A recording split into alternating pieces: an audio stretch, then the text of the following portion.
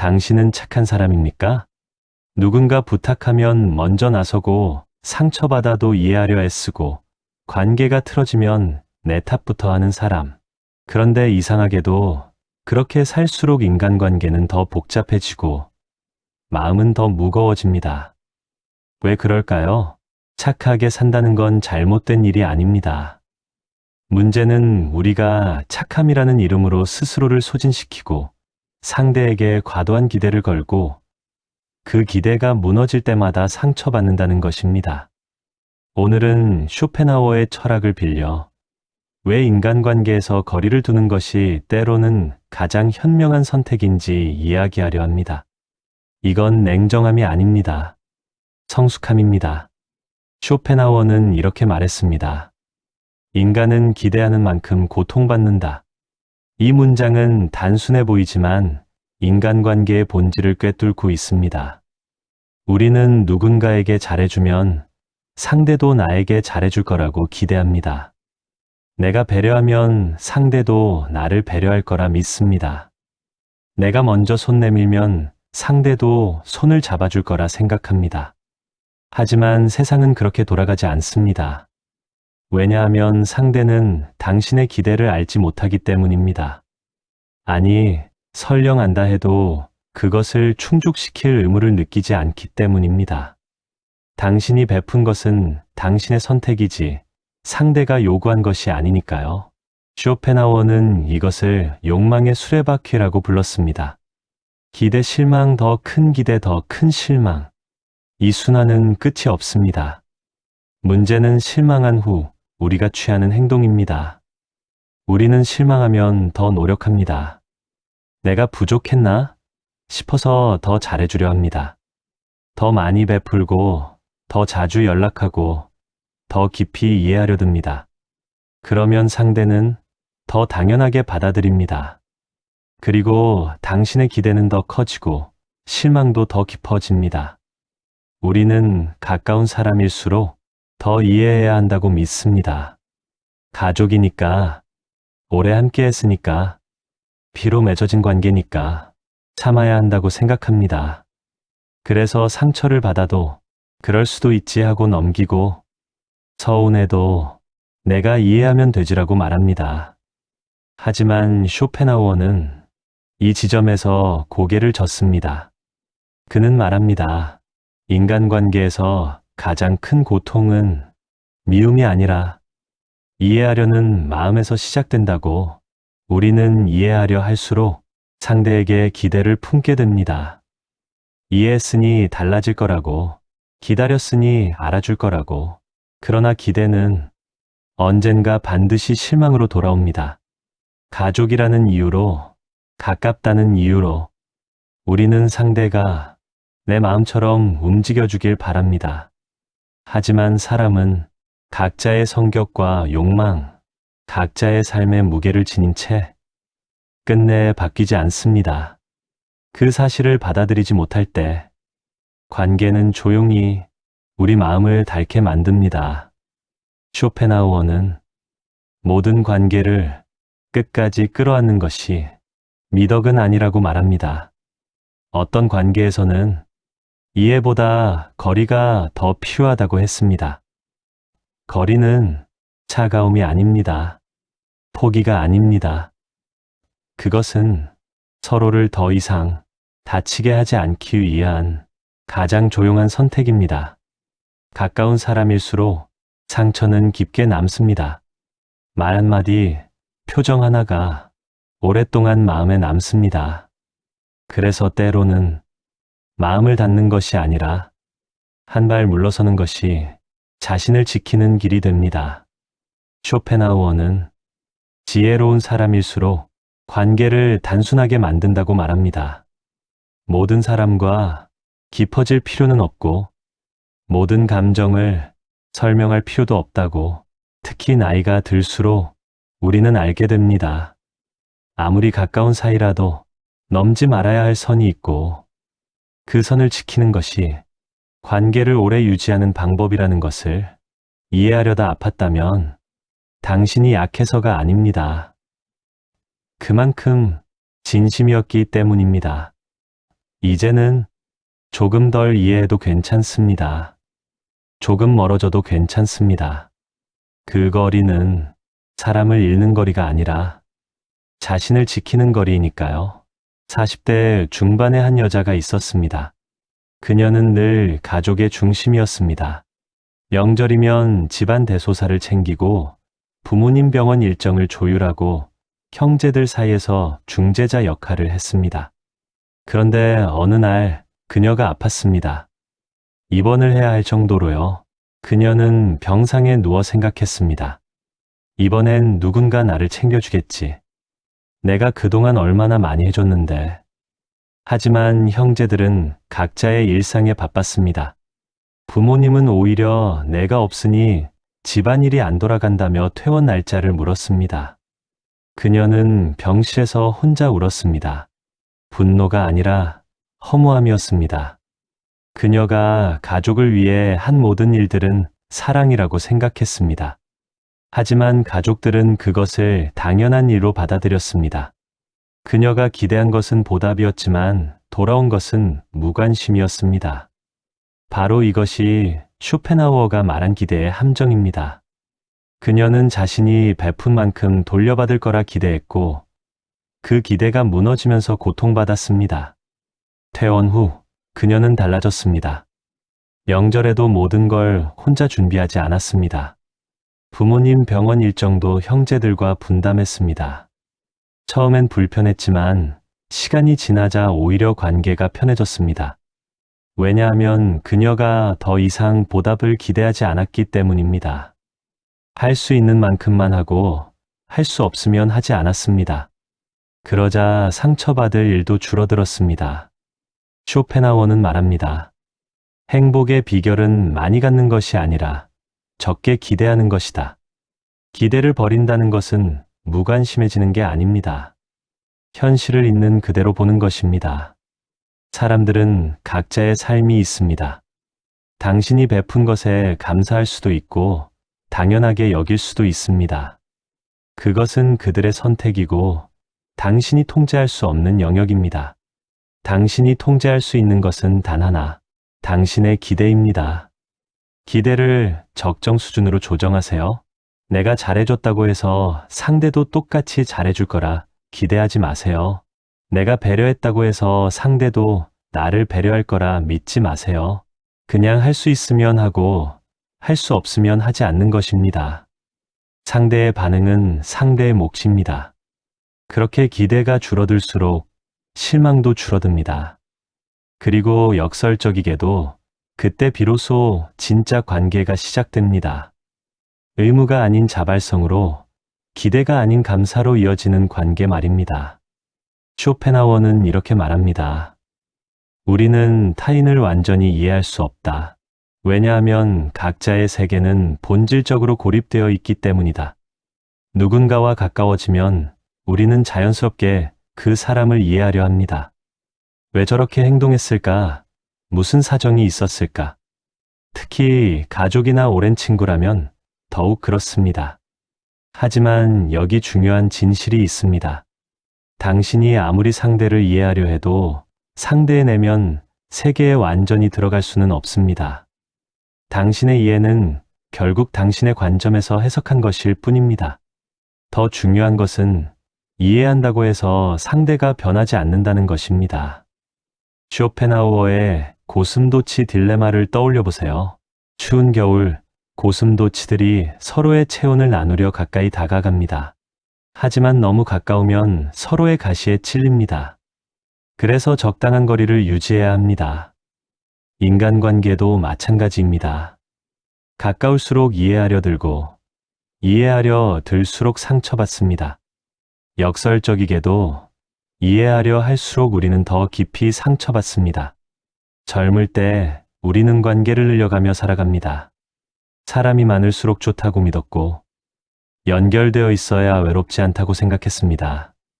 하지만 시간이 흐르고 나이가 들수록 우리는 조용히 알게 됩니다. 모든 관계를 끝까지 붙잡는 것이 반드시 좋은 삶은 아니라는 것을. 쇼펜하우어는 말합니다. 지혜로운 사람은 자신에게 불필요한 고통을 미리 걸러낼 줄 안다고. 관계도 마찬가지입니다. 계속 상처를 주는 사람, 만나고 나면 마음이 무거워지는 관계, 늘 설명해야 하고 참아야 하는 사람, 그 관계를 정리하는 것은 패배가 아닙니다. 냉정함도 아닙니다. 그것은 자신이 남은 시간을 아끼는 선택입니다. 나이가 든다는 것은 더 많이 얻는다는 의미가 아닙니다. 오히려 덜 가지고도 괜찮아지는 상태에 가까워집니다.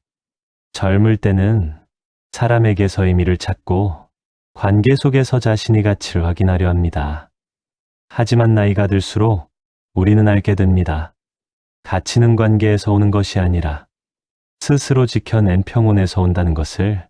쇼펜하우어는 모든 사람과 잘 지내려는 태도야말로 가장 위험하다고 말합니다. 그런 삶은 늘 눈치를 보게 만들고 늘 자신을 조금씩 깎아내리게 합니다. 그래서 지혜로운 사람은 관계를 정리할 줄 압니다. 싸우지 않고 설명하지 않고 조용히 거리를 둡니다. 그 거리는 사람을 미워해서가 아닙니다. 자신을 지키기 위해서입니다. 특히 노년에 들어설수록 우리는 더 이상 감정의 소모를 감당할 체력도 의미 없는 관계를 끌어안을 시간도 충분하지 않습니다. 그래서 관계가 줄어드는 것은 삶이 초라해졌다는 증거가 아닙니다. 오히려 삶의 중심이 분명해졌다는 신호입니다. 쇼펜하우어는 고독을 두려워하지 말라고 말합니다. 고독은 벌이 아니라 불필요한 관계에서 벗어난 자유의 다른 이름이기 때문입니다. 사람이 줄어든 자리에 평온이 들어오고 말이 줄어든 자리에 생각이 깊어집니다. 이제는 괜찮습니다. 모두와 연락하지 않아도, 모든 모임에 나가지 않아도, 설명하지 않아도 됩니다. 관계를 정리했다면 그건 실패가 아닙니다. 그건 자신의 삶을 스스로 선택하기 시작했다는 조용한 증거입니다. 한 남자가 있었습니다. 그는 아버지와의 관계가 평생의 과제였습니다. 아버지는 늘 무뚝뚝했고 칭찬 한마디 없이 살았습니다. 남자는 성인이 되어서도 아버지의 인정을 갈구했습니다. 어느 날 그는 아버지의 과거를 알게 되었습니다. 어린 시절 극심한 가난, 전쟁의 상처, 감정을 표현하는 법을 배우지 못한 세대. 남자는 생각했습니다. 이제 아버지를 이해할 수 있어.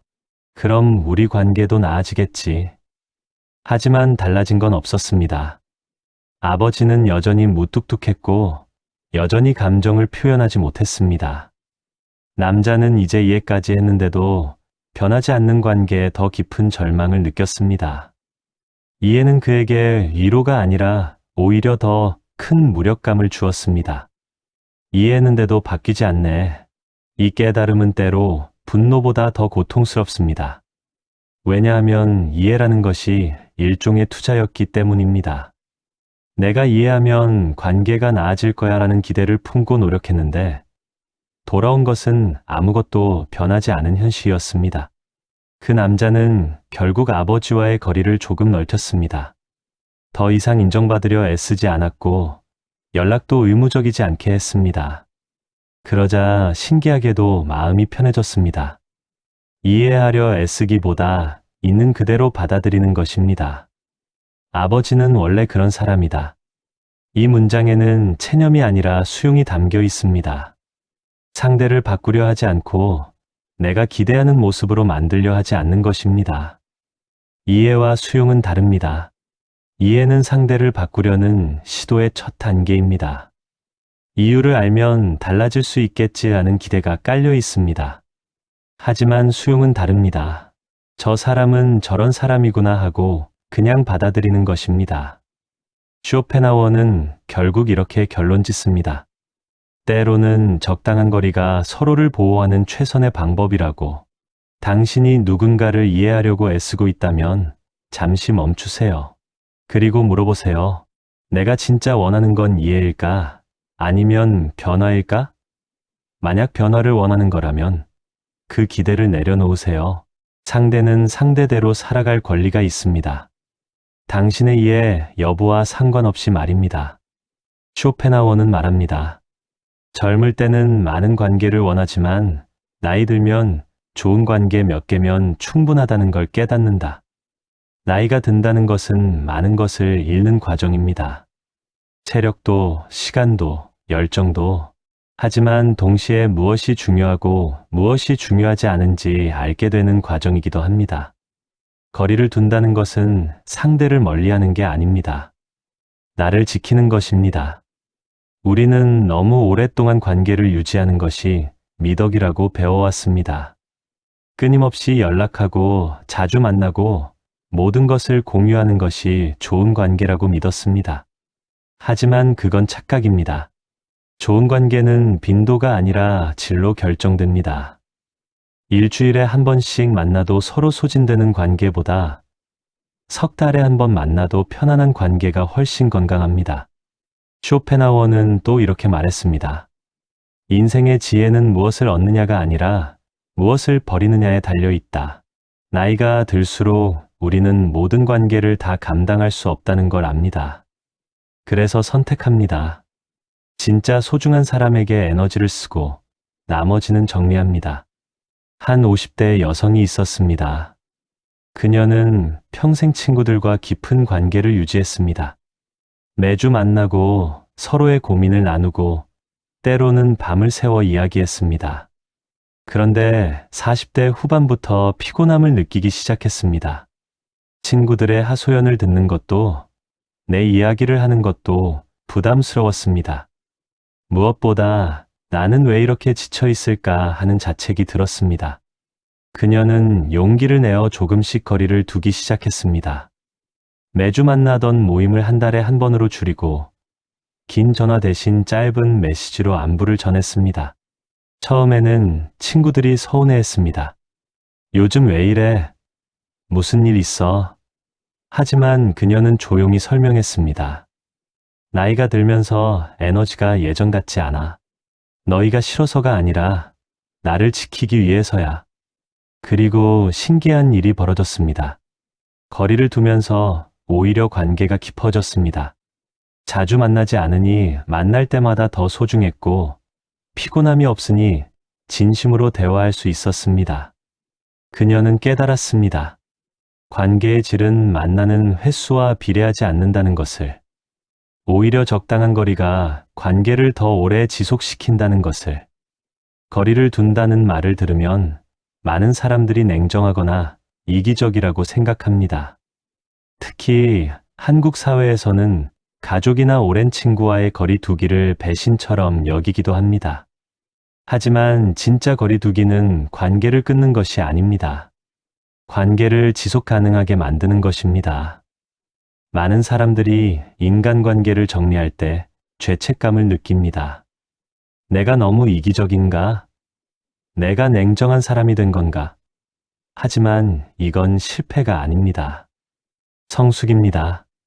거리를 둔다는 것은 당신이 자신의 한계를 아는 사람이라는 뜻입니다. 무리하지 않고 소진되지 않으면서 관계를 이어갈 수 있는 방법을 찾은 것입니다. 이건 차가움이 아닙니다. 지혜입니다. 쇼펜하우어의 말처럼 인생의 지혜는 무엇을 버리느냐에 달려 있습니다. 그리고 나이가 들면서 우리는 배웁니다. 모든 관계를 다 지킬 필요는 없다는 것을. 진짜 소중한 몇 개의 관계만 잘 지키면 된다는 것을. 당신이 거리를 두고 있다면 스스로를 탓하지 마세요. 당신은 지혜로워지고 있는 겁니다. 쇼펜하우어는 평생 고독을 예찬했습니다. 그는 이렇게 말했습니다. 혼자 있을 수 있는 사람만이 진정으로 자유롭다.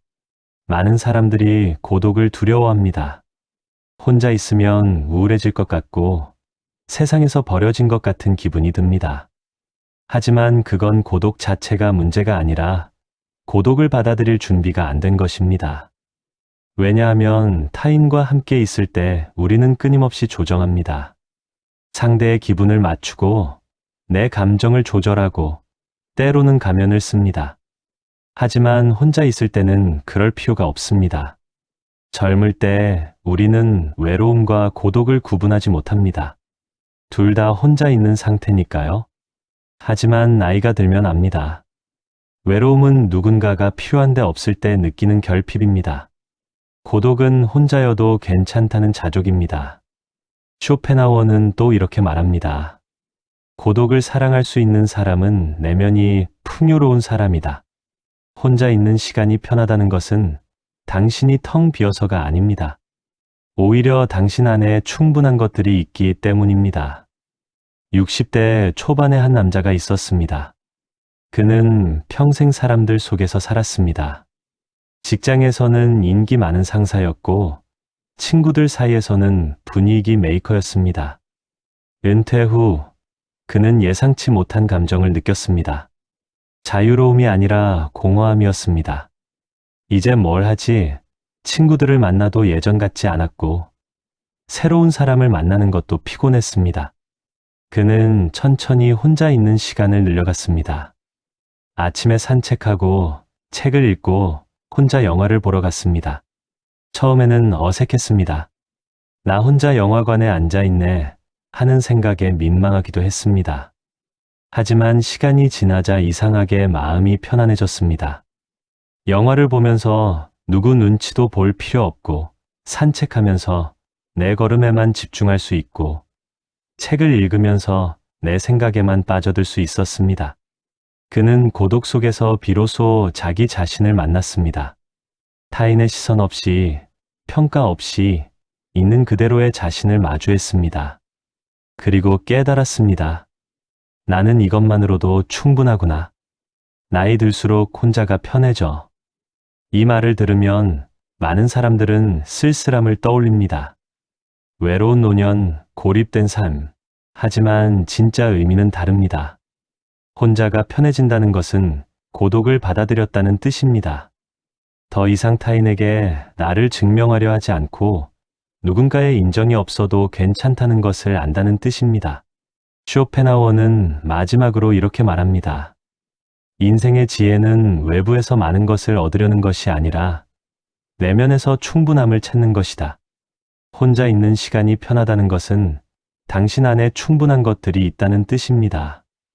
책을 읽고 생각하고 느끼고 회상하는 능력. 이 모든 것은 혼자서도 충만할 수 있는 힘입니다. 고독은 사치입니다. 누구나 누릴 수 있는 게 아닙니다. 내면이 풍요로운 사람만이 고독을 즐길 수 있습니다. 당신이 혼자 있을 때 편안하다면 축하합니다. 당신은 이미 인생의 가장 중요한 것을 얻었습니다. 당신 자신과 함께 있을 수 있는 능력 말입니다. 이것은 슬픈 일이 아닙니다. 당신이 마침내 타인의 시선과 평가로부터 자유로워졌다는 뜻입니다. 더 이상 관계에 매달리지 않아도 되고 모든 사람에게 좋은 사람이 되려 애쓰지 않아도 됩니다.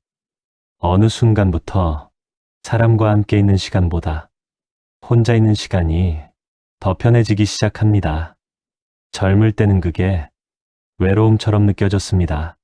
뒤처지는 것 같았고 사람들에게서 멀어지는 것 같아 괜히 마음이 불안해지기도 했습니다. 하지만 나이가 들수록 우리는 알게 됩니다.